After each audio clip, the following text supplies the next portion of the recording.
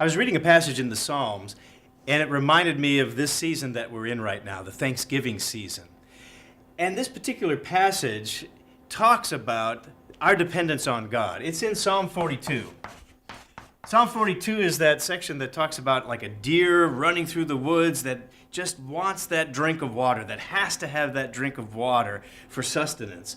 And it's just thirsting so strongly after an energetic run through the forest. And that example should be the way that we need God. We need God, and we need to thirst after Him. Now, the part that reminded me of Thanksgiving is a little farther down. It's in verse 4, where it says, "When I remember these things, I pour out my soul within me." What am I pouring out my soul about? He says, I went with them to the house of God. So God comes into the picture with the need and the desire and the absolute thirst that we have to have for God and His way. And he says, with the voice of joy and with praise, he says he went before God with a multitude that kept a pilgrim feast. Now, this pilgrim feast isn't the pilgrim feast that we think of when you think of Thanksgiving. That's a whole different set of pilgrims. This is talking about keeping God's festivals, God's feast days.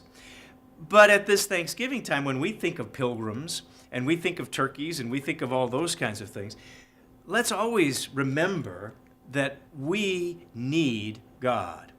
We need to be thankful for God, how God provides for us just like He provides for that deer running through the forest, that wonderful, nourishing, refreshing water.